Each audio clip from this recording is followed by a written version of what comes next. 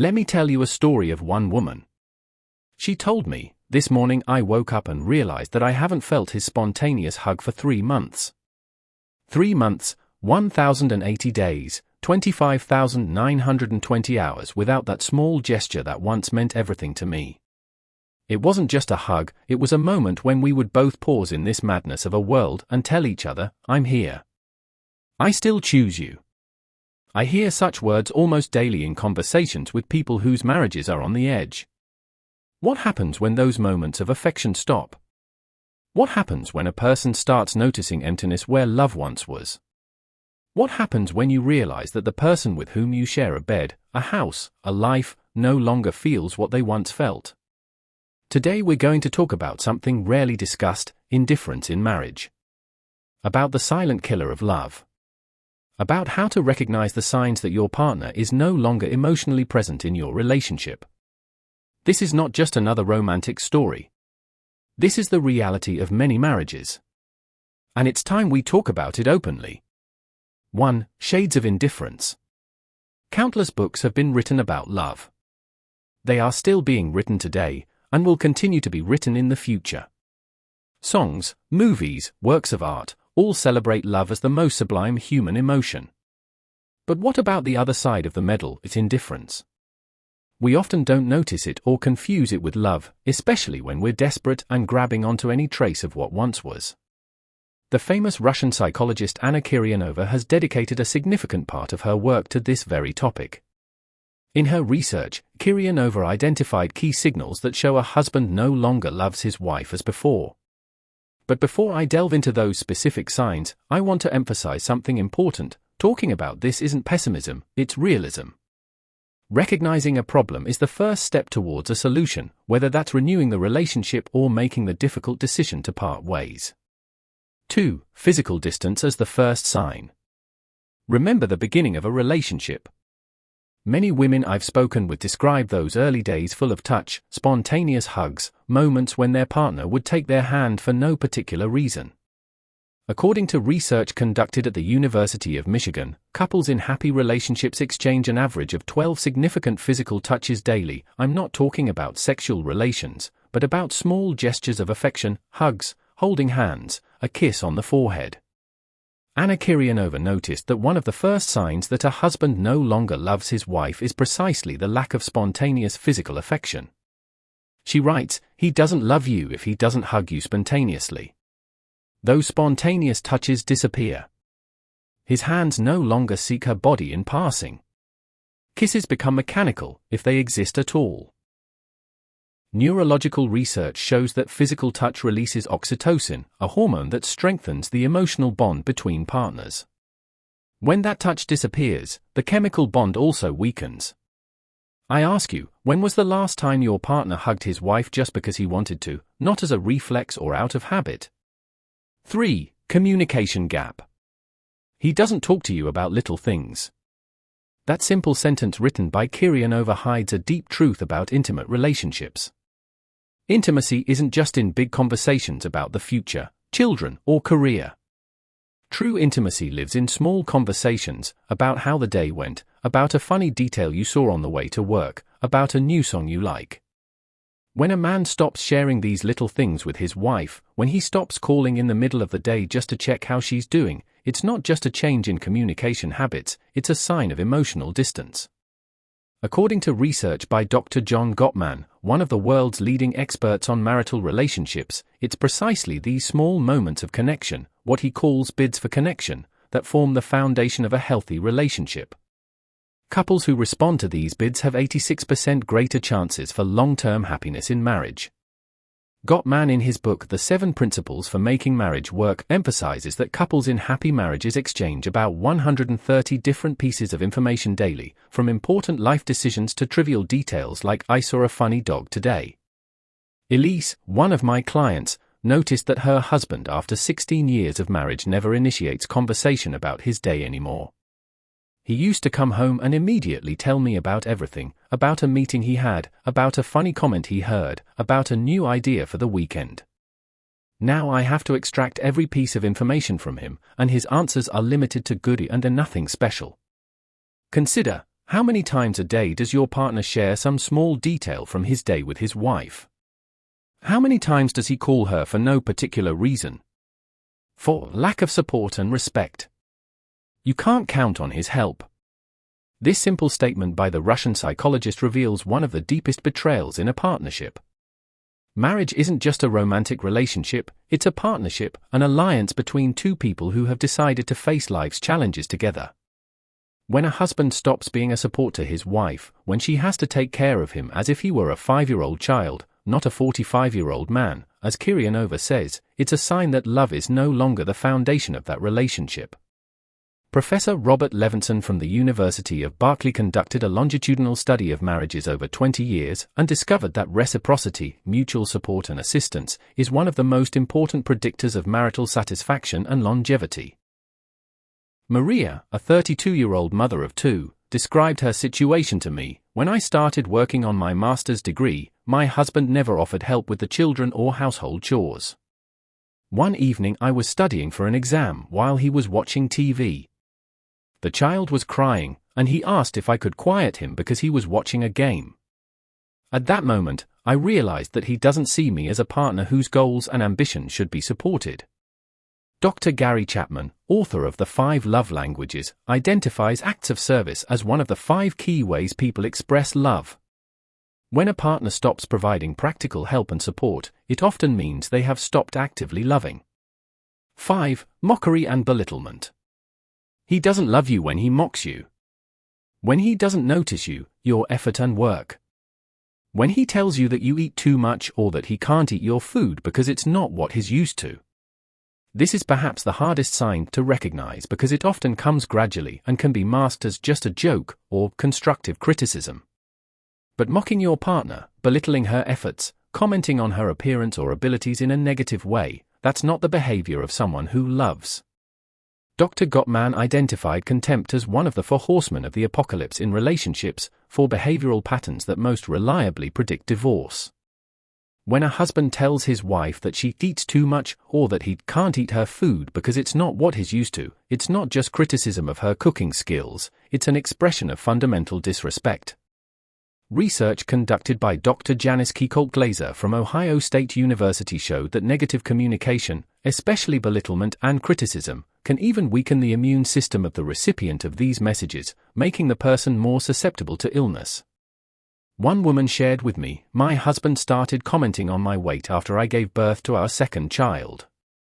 Every time I reached for dessert, he would make a grimace or make a comment. I started eating in secret and feeling bad in my own skin. It wasn't until therapy that I realized the problem wasn't my weight, but his lack of respect." 6. Control and domination. He doesn't love you when he constantly interferes in what you do, imposes his decisions as yours, when he tells you that you're talking nonsense, that you're not thinking with your own head, that you're stupid if you think that way. This is an extremely dangerous sign in a relationship. It's not just an indicator of lack of love, it's an indicator of a potentially toxic, even abusive relationship. Control over a partner's decisions, thoughts, and independence isn't love, it's domination. Love implies respect for the other person's autonomy, their thoughts, feelings, and decisions, even when we disagree with them. According to research by the World Health Organization, psychological violence, including continuous belittlement and control, can leave equally deep scars as physical violence. Dr. Patricia Evans, author of Verbal Abuse in Relationships, defines verbal abuse as a language that undermines another person's sense of reality, abilities, and worth. This is exactly what happens when a man constantly tells his wife that she's talking nonsense, or that she's stupid if she thinks that way. Sophia, a woman in her 40s, told me how her husband commented on every decision she made. "Once I bought a new coat, and he insisted that I return it because in his opinion it was too expensive and ugly. When I kept it anyway, he commented for weeks on how stubborn I was and how I had no taste. Later I realized it wasn't just about the coat, it was about my freedom to make my own decisions." 7. Shifting blame. He doesn't love you when he tells you, "It's your fault." He doesn't love you when he approves of nothing you do or say. Shifting blame is a subtle but destructive tactic. It's refusing to take responsibility for one's own actions and feelings, and instead, projecting that responsibility onto the partner. In healthy relationships, conflicts are an opportunity for growth and understanding. In unhealthy relationships, conflicts become an opportunity to prove who is right and who is wrong, or worse, to punish the partner. Dr. Brené Brown, a researcher of vulnerability and empathy, emphasizes that healthy vulnerability, the ability to say, "I was wrong," or "I'm sorry," is key for intimate relationships. When one partner can never admit a mistake and always blames the other, it's a sign of a deep problem. Research conducted by Dr. Scott Stanley from the University of Denver showed that the ability to take responsibility for one's own mistakes is one of the most important predictors of marital satisfaction and stability. 8. Begging for love. He doesn't love you because you have to beg for every "I love you" from him. This sentence is perhaps the most difficult of all. Love should be freely given, not extorted. When a woman feels like she has to beg for words or gestures of love, it's a sign that the balance in the relationship is seriously disturbed. Why is it so painful?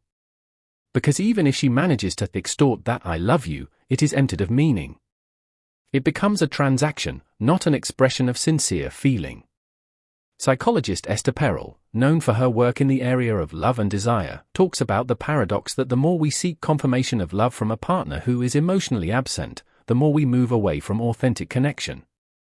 Navina once told me, after 6 years of marriage, he stopped telling me he loved me. When I asked if he loved me, he would answer, "Well, I married you, didn't I?" I started planning special dinners, buying him gifts, all in the hope that he would say those words to me. But when he finally uttered them, after my insistence, they sounded empty. I realized I didn't want those words if they had to be manipulated out of him. 9. Effects on self-confidence. If your husband doesn't love you, over time you can become ugly, humble, timid, clumsy, because that's what a lack of love does to a woman. This last observation by Ana Kiryanova may be the deepest.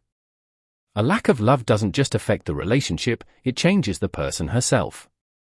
When a woman lives with someone who doesn't value her, who doesn't see her, who doesn't support her, it gradually erodes her self-confidence. She begins to see herself through his eyes. If he sees her as incapable, she begins to believe she is incapable. If he sees her as inadequate, she begins to feel inadequate. This is a psychological phenomenon known as the looking glass self, a concept developed by sociologist Charles Horton Cooley.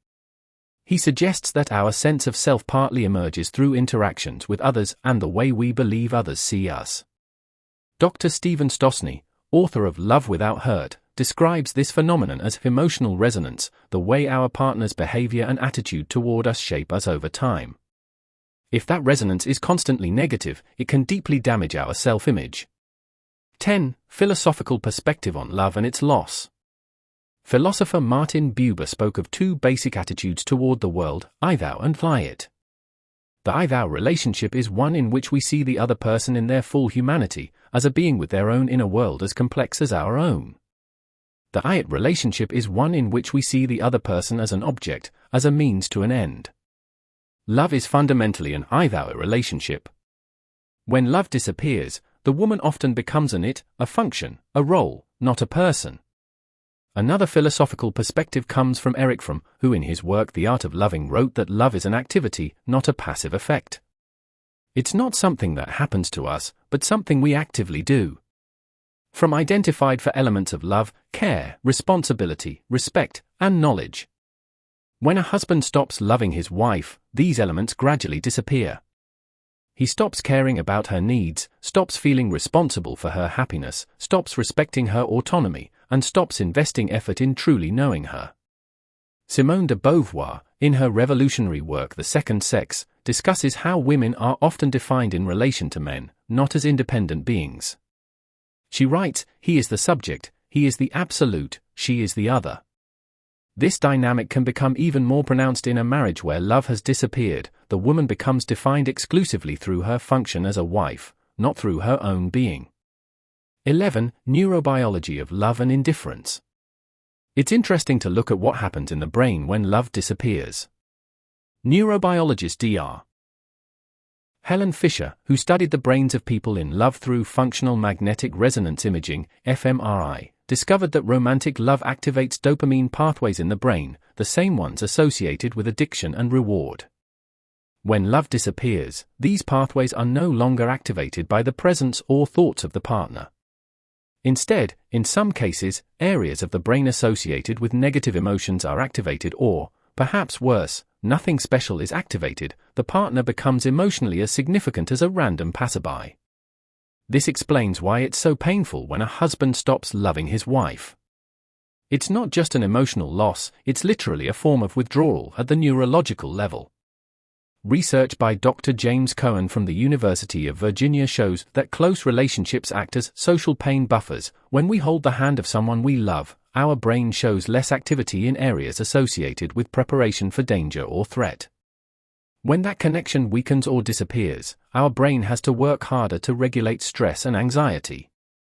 12. Cultural context of marriage and love. It's important to note that our expectations of marriage and love are partly culturally conditioned. Throughout most of human history, marriage was primarily an economic and social arrangement, not a romantic union.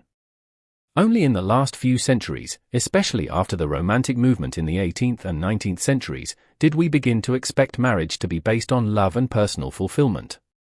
This creates special pressure on modern marriages.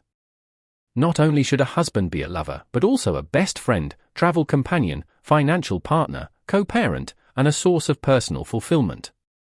That's an enormous burden for any relationship. When love disappears, it's not just a loss of romantic feeling, it's the collapse of an entire system of expectations and identity built around that relationship. Anthropologist Dr. Helen Fisher describes 3 different brain systems associated with partnership: lust, attraction, and attachment. Interestingly, these systems can operate independently of each other. This explains why some couples stay together even though passion or romantic love disappears. The bond of attachment can remain intact. 13. Differences in perception of love. It's interesting to note that men and women often perceive and express love differently.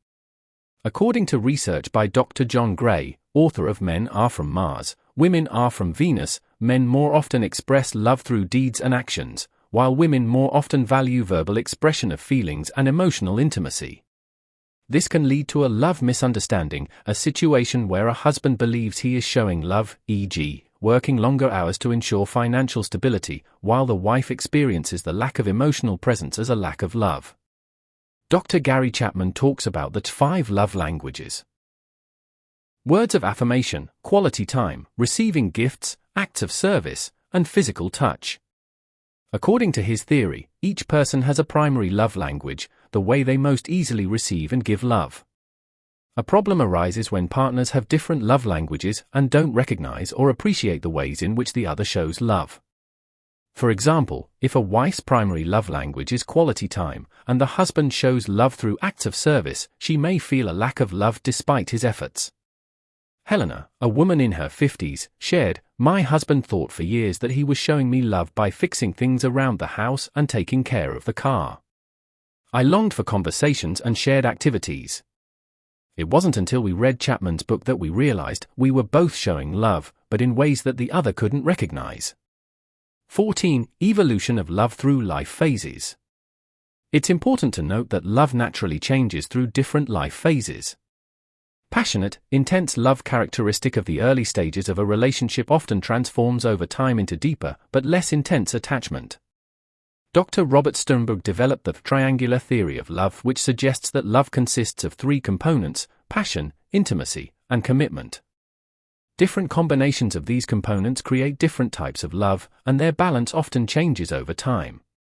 Many couples experience a decline in passion over the years, but that doesn't necessarily mean that love is disappearing.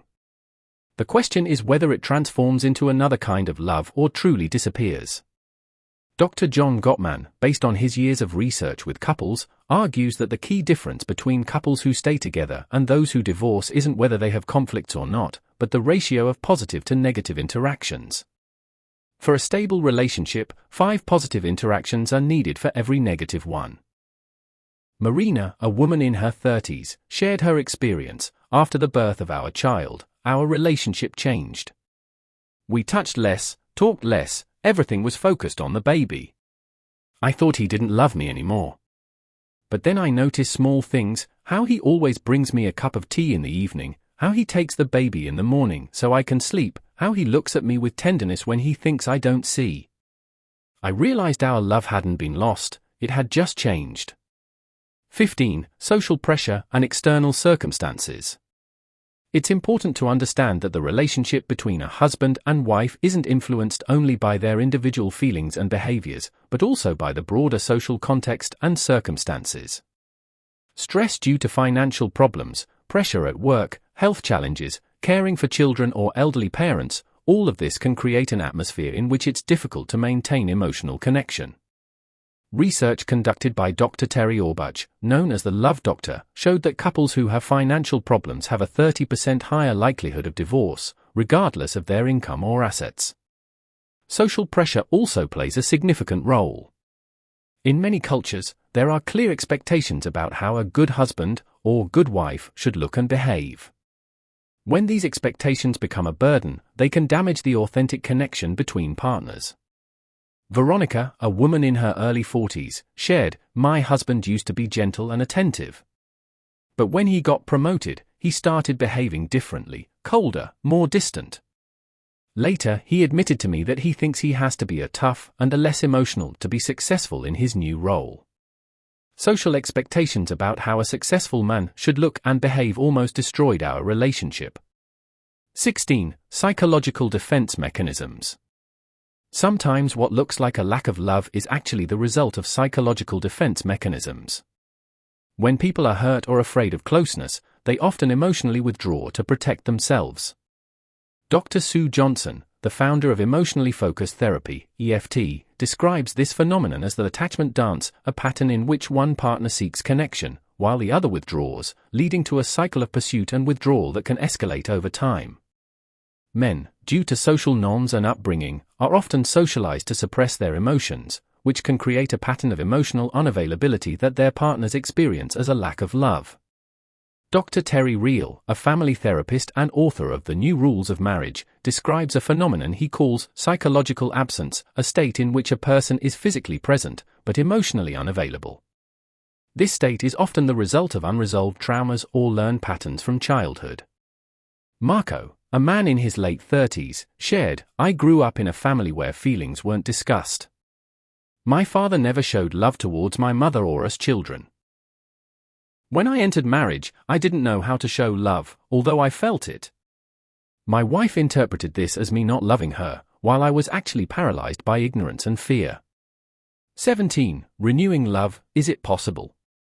After considering many aspects and signs that a husband no longer loves his wife, it's important to ask, is it possible to renew love that has disappeared? Research shows that the answer is often yes, but under certain conditions. Dr. John Gottman, based on his decades of research, has identified several key factors that enable the renewal of relationships. Openness to partners' influence. Sharing power and decision-making.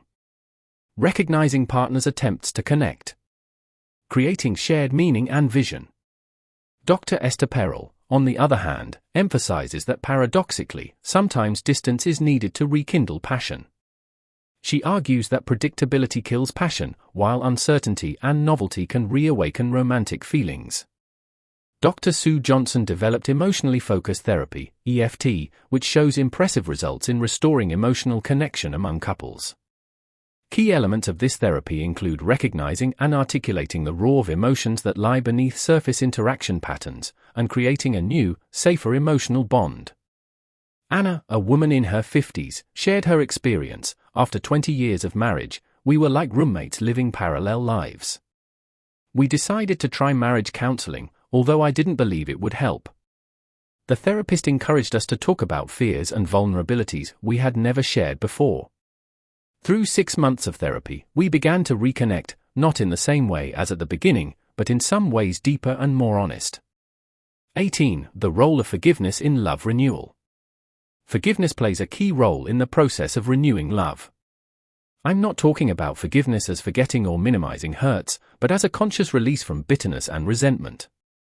Dr. Robert Enright, a pioneer in forgiveness research, defines forgiveness as a willing change of feelings, attitudes, and behaviors towards a person who has hurt us, from negative to positive. He emphasizes that forgiveness is not the same as reconciliation. You can forgive someone with whom you don't want to renew a relationship. However, in the context of a marriage we want to save, forgiveness is often a necessary first step. Research shows that couples who can forgive each other have a better chance of restoring emotional intimacy. Valentina, a woman in her 40s, said, "My husband deeply hurt me with his emotional absence after the birth of our son. I felt abandoned when I needed him most. Only when I could name the hurt, work through it, and consciously decide to forgive, could we begin to build a new relationship." 19. Self-respect and personal boundaries. In the process of recognizing that your partner may no longer love you and deciding what to do with that knowledge, it's crucial to maintain self-respect and set healthy boundaries.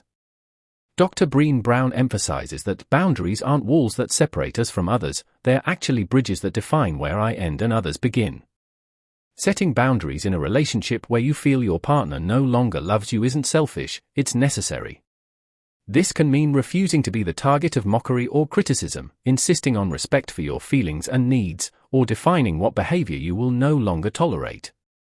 Dr. Kristen Neff, a pioneer in self-compassion research, emphasizes the importance of caring for yourself, especially in difficult emotional situations. She defines self-compassion through 3 components: kindness to yourself, instead of self-criticism, recognition of common humanity, understanding that we are not alone in our suffering, and mindful awareness, accepting emotions without over-identifying with them. Tatiana shared her story. "For a long time, I believed it was my duty to endure emotional neglect. I thought if I was a perfect wife and mother, my husband would love me again.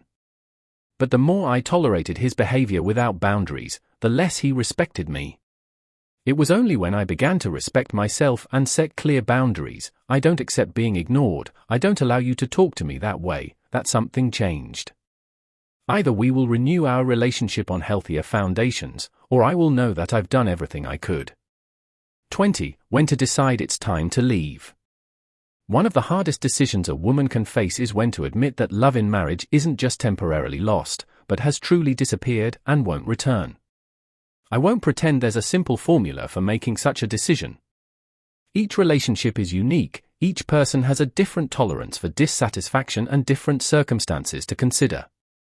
However, researchers have identified several signs suggesting that a relationship may not be salvageable.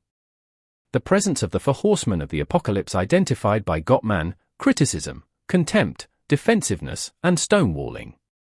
Continuous emotional, verbal, or physical abuse.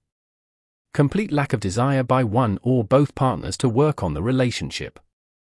Deep incompatibility in core values and life goals. Dr. Diane Vaughan, author of Uncoupling, describes the process in which a person emotionally leaves a relationship long before physical departure. She calls it a consciousness process in which a partner gradually recognizes that the relationship no longer meets their basic needs. Yelena shared her experience. "After years of trying to save my marriage, conversations, therapy, compromises, I realized I was fighting alone. My husband wasn't willing to make any effort. One day, I realized I deserve more than a life filled with failed attempts to earn someone's love." The decision to leave was simultaneously the hardest and most liberating decision I've ever made. 21. Seeking wisdom and support.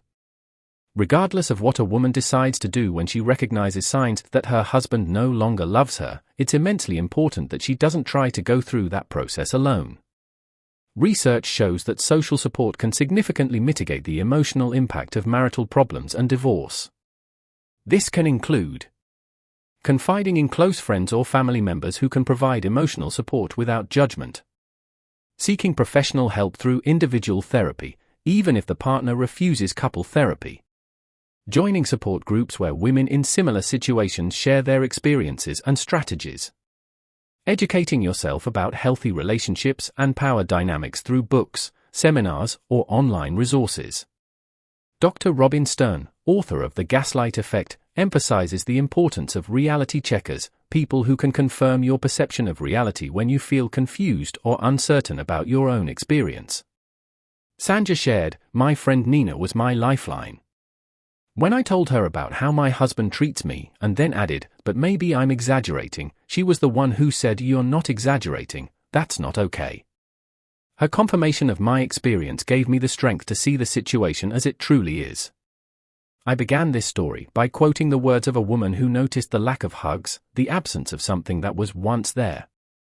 And perhaps that's the core of the problem with recognizing when someone stops loving us. It's difficult to see what isn't there. But now you know the signs. You know that love isn't just in grand gestures or spoken words. It's in everyday small things, in respect, support, in how you feel in the presence of that person. If you've recognized the signs we've talked about in your own relationship or in the relationship of someone you know, it's important to know it's not your fault. Love is dynamic, it changes, grows, sometimes diminishes. Someone's inability to love you doesn't define your worth. And one more thing, regardless of what you choose to do with this knowledge, you as a person deserve love that doesn't leave you feeling less worthy, but with a feeling that you are more than you thought you could be. Everyone deserves a relationship in which they don't have to beg for love. Everyone deserves a relationship in which no one convinces them they are guilty. Everyone deserves a relationship in which their partner sees, respects, and supports them. And most of all, everyone deserves a relationship that reminds them of their own strength, not one that undermines it. Thank you for being with me today. If you recognized your story or the story of someone you know in what we discussed, know that you are not alone. And yes, regardless of what comes next, you will be okay. Maybe not immediately, maybe not tomorrow, but you will be. Because at the end of the day, the most important love, the one that defines the quality of your life, isn't the love you receive from others, but the love you give to yourself.